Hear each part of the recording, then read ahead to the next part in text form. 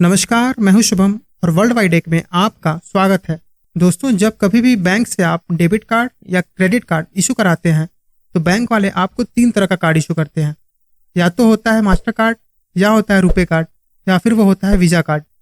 अक्सर आपके मन में ये सवाल आता होगा कि एटीएम से पैसा निकालना हो या फिर कोई ऑनलाइन ट्रांजेक्शन करना हो तो हम सिर्फ कार्ड का नंबर और पिन का इस्तेमाल करते हैं, तो बैंक वाले हमें फिर कार्ड के ऊपर वीज़ा, मास्टर कार्ड या फिर रुपे कार्ड लिख के क्यों देते हैं। तो इस वीडियो में हम इन्हीं सब चीज़ों के बारे में आपको बताएंगे और तीनों में अंतर क्या होता है इसके बारे में भी हम जानेंगे।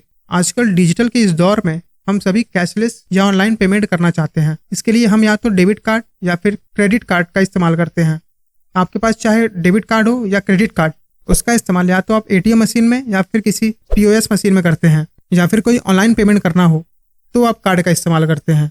तो यहाँ पर जरूरी नहीं कि जिस बैंक का आपका कार्ड हो, सामने वाला इंसान जिसको आप पेमेंट करना चाहते हैं उसका भी वही बैंक हो। तो उस केस में हमें चाहिए होता है एक मीडिएटर जो इस ट्रांजेक्शन को पूरा कर सके। तो ऐसे में वीजा, रुपे या मास्टर कार्ड हमारे लिए एक मीडिएटर का काम करते हैं। जैसे अगर हम बात करें फ्लिपकार्ट और अमेजोन की, तो ये भी एक तरीके से मीडिएटर की ही तरह काम करती है। ये न तो प्रोडक्ट को मैन्युफैक्चर करते हैं और ना ही उस प्रोडक्ट के बायर होते हैं। ये सिर्फ सेलर और बायर के बीच एक नेटवर्क की तरह काम करते हैं। तो ठीक उसी तरह वीजा, मास्टर कार्ड और रुपे कार्ड काम करते हैं। इनका खुद का कोई बैंक नहीं होता। ये बैंक और बैंक के कस्टमर को अपनी सर्विस प्रोवाइड करते हैं। बेसिकली ये तीनों एक कंपनी है जो बैंक और जिसको आप पेमेंट करने वाले हैं उसके बैंक के बीच में एक नेटवर्क की तरह काम करती है, जिससे ट्रांजेक्शन जल्दी और आसानी से हो पाता है। यानी ये तीनों चीजें और कुछ नहीं, सिर्फ और सिर्फ एक पेमेंट गेटवेज है जिसके जरिए आपके द्वारा भेजा हुआ पैसा सीधे सामने वाले के अकाउंट में पहुंचता है।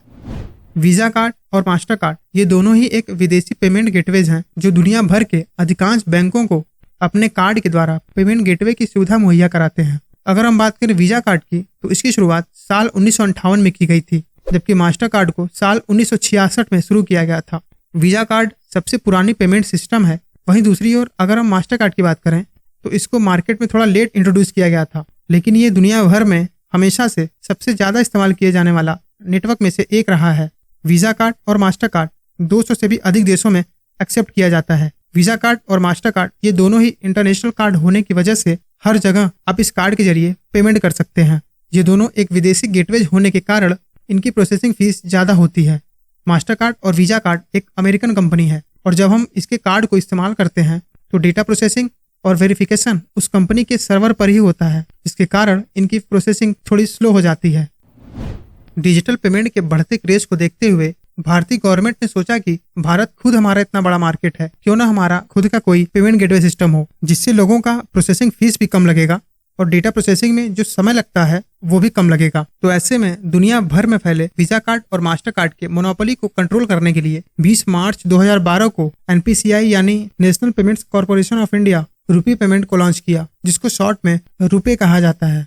ऑनलाइन ट्रांजैक्शन को बढ़ावा देने के लिए भारत सरकार ने सभी बैंकों को इस कार्ड को फ्री में इशू करने का निर्देश दिया और अगर कोई भी बैंक रुपे कार्ड को प्रोवाइड कराती है तो उसको कोई एक्स्ट्रा चार्ज नहीं देना पड़ता है रुपे कार्ड को इशू करने के लिए, जबकि वहीं मास्टर कार्ड और वीजा कार्ड को इशू करने के लिए देना पड़ता है। इसलिए अक्सर आपने देखा होगा कि जब भी आप बैंक में कोई अकाउंट ओपन करते हैं तो बैंक वाले आपको बड़े आसानी से रुपे कार्ड को इशू कर देते हैं। हालांकि रुपे कार्ड दोनों के लिए फायदेमंद है। बैंक वालों को कोई एक्स्ट्रा चार्ज नहीं देना पड़ता इस कार्ड को इशू करने के लिए और कस्टमर को बड़े आसानी से एक डेबिट कार्ड मिल जाता है। इसका प्रोसेसिंग फीस भी वीजा कार्ड और मास्टर कार्ड की अपेक्षा बहुत कम होता है। साथ ही साथ अगर आप रुपे कार्ड के थ्रू किसी को ऑनलाइन पेमेंट करते हैं तो उसमें जो ट्रांजैक्शन चार्ज कटता है वो इंडियन कंपनी को जाता है और इस कार्ड में यही सबसे खास बात है। इससे हमारे इंडियन इकोनॉमी को भी फायदा होता है। वहीं अगर वीजा कार्ड या मास्टर कार्ड की मदद से किसी को आप पेमेंट करते हैं तो उसमें जो ट्रांजैक्शन चार्ज कटता है वो एक अमेरिकन कंपनी को जाता है। तो एक तो वीजा कार्ड और मास्टर कार्ड में प्रोसेसिंग फीस भी ज्यादा लगती है,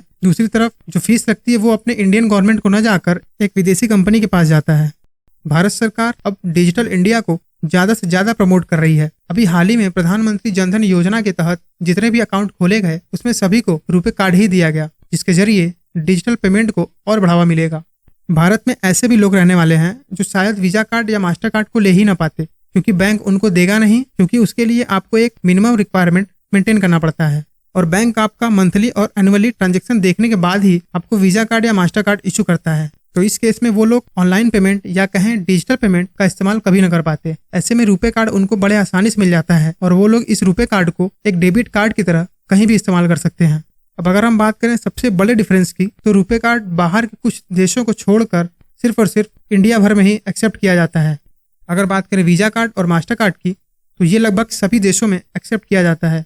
लेकिन एक सर्वे के मुताबिक 90% से ज्यादा ट्रांजैक्शन इंडिया टू इंडिया ही होता है। इसलिए भारत में ऑनलाइन ट्रांजैक्शन के लिए रुपे कार्ड नेटवर्क सबसे ज्यादा फायदेमंद होता है, क्योंकि इसमें प्रोसेसिंग फीस भी हमें कम देनी होती है और डेटा प्रोसेसिंग और वेरिफिकेशन भारत में ही होने की वजह से पेमेंट सेफ और सिक्योर रहता है।